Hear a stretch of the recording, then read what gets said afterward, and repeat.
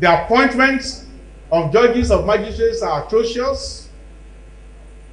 The making of senior advocates is atrocious. You know how to become senior advocates. I was in court today. I just left court, and a judge was interested in going on with a case. Good day, my name is Angela. Welcome to another episode of What is Trending on Nation Voice Tower, your most preferred YouTube channel. First on the block, Adeshina Ogunlana, a former chairman of the Nigerian Bar Association, Ikeja branch, has blown hot on the high level of incompetence, corruption and injustice in the NBA.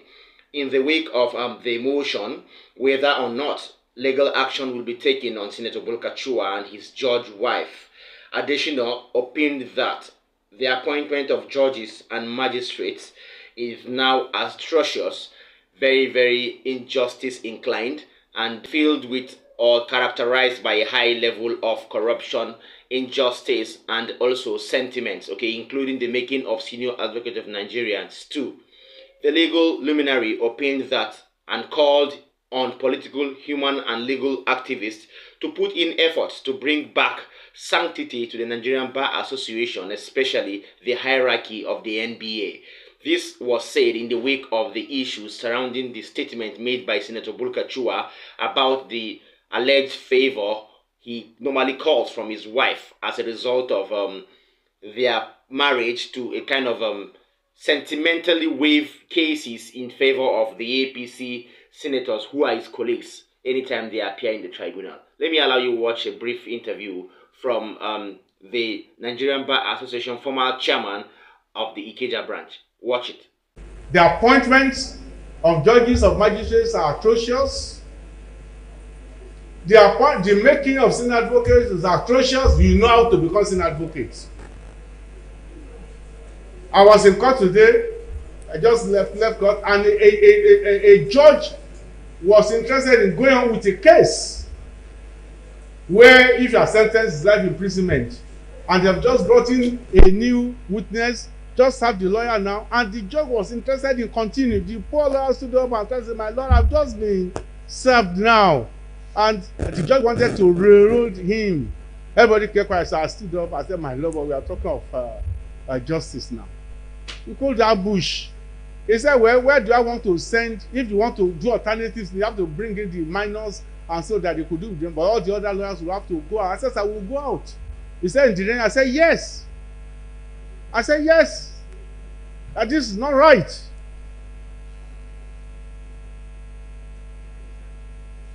I just want to use this kind of opportunity to appeal to people who have the mind of a Ganifa Emi, of Baba Kabasha. You won't know what this man did. To be interested in the leadership of the bar. And I was talking about Mr. Seyi Olawumi. It's a good time to speak now. It's a time to shine if you shine well.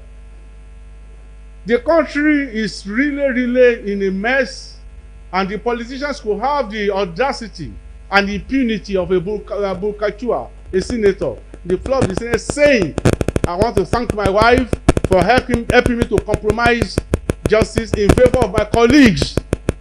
And all what the NBA president has done, like one of our speakers is to write something, and people are, what? I read the thing, with due respect to the president of the NBA, he shied. I shall say they should look at Bulkachiwa, they should investigate the husband. What about the judge? What about the accomplice? The courage is not there, the interest and the passion for society. And I used to say, if this country should collapse, democracy should collapse, you will know that lawyers will be one of the people that will suffer the most, because they know it. The rich lawyers, the senior advocates, they know that since 1999 till date has been the most profitable for the profession since the beginning of time in Nigeria. This is the truth, because it's the longest time we've had with democracy, whether not stable or whatever. So you have so many opportunities, and you don't have a fused legislature again. Under the military, it was fused. The military is also the legislature, and then the judiciary was attenuated, and that's why panels that investigate someone like Fela's harassment and the death of his mother could say that the unknown soldiers. My appeal is that everything they have said will aggregate, but let the NBA Ikeja not forget that is the salt of the heart of the NBA itself. So that people that the present leadership should go beyond Owambe. I'm sorry, Olawumi, if I'm offending you. You are doing very well, but you can do much better because that is the tradition. We expect to do better than us because you have been climbing on the path of the soldiers of giants. Even Matthias was the only person in Lagos who followed the NBA directive that protest. I don't know what the protest was, but you led us to Alausa. All the other fine boy young men, fine boy, particularly that Lagos.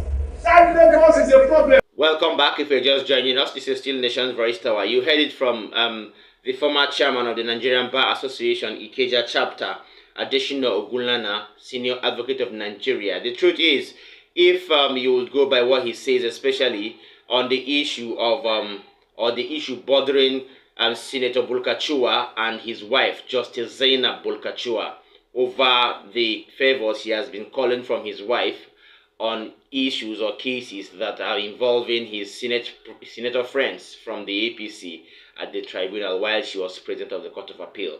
So this issue has been trending in Nigeria for the past few days, and lots of reactions have trolled this particular issue. Lots of people from the NBA, high-ranking people, high-ranking barristers, people from the Backbenchers Association have given their own comment and take on that. But the main point Mr. Ogunlana is trying to make here is if appointments and if promotions or if there are declarations in the NBA such as making of magistrates, making of judges, and making of senior advocates of Nigeria are done based on merit, he doesn't see any reason why there won't be competent judges that will arise from the NBA. Okay, so his argument is all senior lawyers should put all hands on deck to make sure that the NBA, especially its hierarchy, becomes something to be worthy of notes, according to the man. Yes, I have a second update. A press briefing by the Kogi State East Critical State Forum, made up of former elected deputy governors, House of Representative members, principal officers of the State Assembly, ambassadors, former governors, and so on, have reiterated their stand on not endorsing any gubernatorial candidate, especially by the Ata of Igala, who stands as the main icon between the Igala and the Basa Kingdom, allegedly endorsing Chief Gabriel Aduku, according to rumors, one of the aspirants of the gubernatorial election in the state. There have been stories over time that Gabriel Aduku was allegedly endorsed by the Ata of Igala. This particular group have come out to debunk that fact. The press conference, however, held that the said gubernatorial aspirants were warned and they were asked to desist from parading themselves as consensus candidates of the Ata Igala and the entire Igala Basa Kingdom. These candidates include the candidates like Dino Melaye, candidates like the Gabriel Aduku, and other people. Rather, these people have endorsed another candidate, which you would listen to during the press conference I will give to you after this particular introduction. Without wasting much of your time, let me let you to watch this particular press conference, because I feel Dino Melaye should hear this. He has not been endorsed by the Igala Kingdom, and that spells doom for his political career and ambition. Watch this. The group wishes to state in very clear terms that His Royal Majesty Ata Igala has not in any way mandated any group of persons with the responsibility of choosing a consensus governorship candidate for the Igala Basa people. His Royal Majesty has instructed forthwith that as a father of all, people should desist from making claims of his setting up such a body. He remains a revered monarch and should not be dragged into election matters. It is on this note that we oblige Chief Gabriel Aduku and others to stop parading themselves as a committee set up by His Royal Majesty Ata Igala. We call on his family and well-wishers to admonish him to refrain from further acts in this respect. We are aware of some persons who may be aggrieved by this decision, but we cannot afford to go different direction. We must come together as a people and ensure that we have a common front. And that we will dedicate our time and energy to ensure that it is achieved. All right, all said and done. You've heard it there from that group, and that's a very strong group in Kogi State, to be very precise, and that's a very substantive group that could come out and make such a pronouncement. If they had not endorsed Dino Melaya, then I'm afraid of his own political ambition, because this particular statement, I feel, should go straight to him. Dino Melaya is the most, if not the most popular gubernatorial candidate of the Kogi State polls that will come 2024, okay, or December 2023 rather. So I will say that Dino Melaya should do his homework well and see that these people don't or have not endorsed him. If the Igala Kingdom don't endorse you, that means you are nowhere, because Kogi State is made up of at least a handful or a majority is made up of the Igala people and so on. So I would say that Dino Melaya, as well as other candidates just like Gabriel Aduku and so on, should go back and do their homeworks. Yes.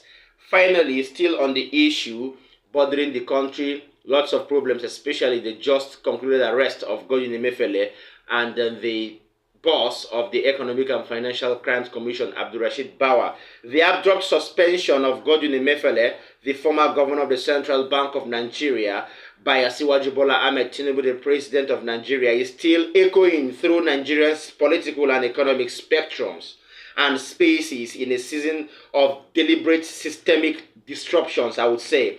Lots have been taking place in the political space, including the recent suspension and arrest of the boss of the Economic and Financial Crimes Commission, Abdulrasheed Bawa.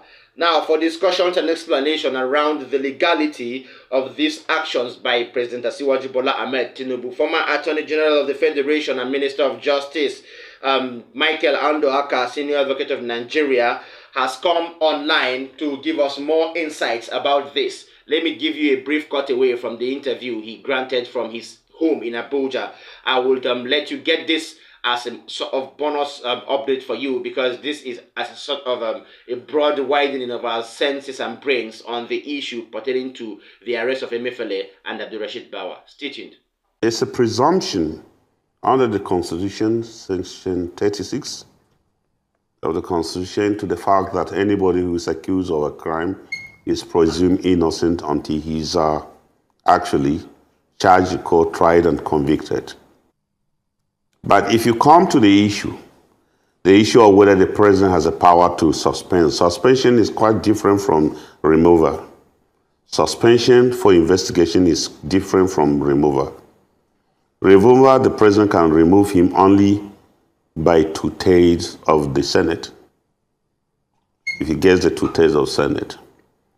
But here, if you look at it, there is the recent Supreme Court judgment on Naira redenomination actually designated the CBN also as an agent of the president or agent of the federal government. Of course, the CBN governor is carrying out an executive function.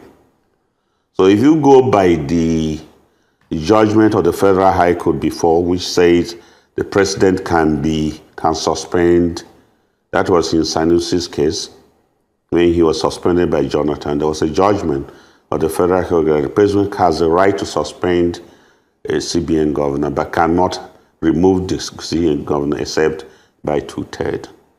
So that's supposed to be the law. That judgment has not been appealed to the Court of Appeal to Supreme Court.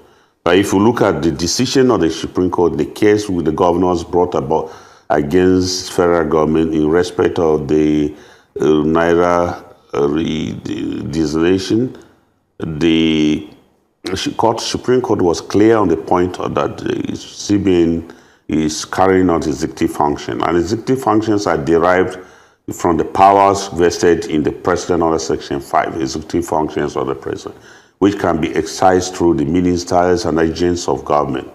So that being the case, he can be suspended. But there's something which we have to do. CBN governor occupies a very unique position in the economy of the country. And they also, having occupied a unique position in the economy of the country, it also have a unique position to demonstrate to the world that Nigeria is ruled by law. And we have a constitution that stipulates the period within somebody can be arrested and charged to court. So there must be a separation from arrest and detention and investigation. Investigation does not necessarily entail an arrest. But arrest can be made where the person is in a position to interfere with investigation, or he's likely to escape from justice. But where you detain beyond the constitutional period, then it becomes a problem. And I believe that the wisdom of arresting him, which I don't know, but the law enforcement agencies, especially the SSS who arrested him, should be mindful of the fact that the Constitution says if you have arrested or commission of a crime, you should be arraigned to court within 48 hours. It's a constitutional provision, and I believe if you detain him endlessly, it will paint an international, because arrest of a CBN governor becomes an international issue. And if you detain him endlessly without arraigning him to court, it will give a wrong signal to investors who will come to. Is that country run like that? Even the CBN governor was arrested. He's not charged in court. He's detained indefinitely. But I don't know the circumstances of his detention now. Maybe they got a court order. But everything will come to public as things are unfolding. But I would actually expect that agencies of government must always have in mind to balance the fundamental human rights that are enshrined in the Constitution that protects. But to detain him without arraignment in court may give a real signal in the fact that the man. Alright, all said and done. Before we go further, I would urge our viewers, both incoming and already existing, please tap the subscribe button and also tap the notification bell so you will get updates anytime we drop new videos. And don't forget to watch till the end, share this video to people around you and people outside Nigeria. And also, please drop a comment for us in the comment section. Like the videos too, because these actions make YouTube make our video and contents go viral. Now, according to the Constitution of Nigeria, 1999 Constitution as amended, only 2/3 of the Senate are allowed to vote, or only 2/3, or only when 2/3 of the Senate votes or pass a vote of no confidence on the governor of the central bank can the president now be able to sack him. That is what the Constitution says. That means Godwin Emefiele remains the central bank governor until he is pronounced sacked if found guilty of the allegations labeled against him. Well, the central bank is a very, very independent body that could stand on its own. That is why removal of the governor is not that simple as you think. Hence, the reason why Asiwaju suspended Godwin Emefiele instead of sacking him as people thought he did. Okay, that is that on that particular update. I hope you will stay glued with us with more updates later on. I would also urge you, please drop any sort of message you want to, especially in the comment section, if you have any remarks or any change about anything you want to say about what we do here. Thank you so much. Keep it with us next time. See you in my next video.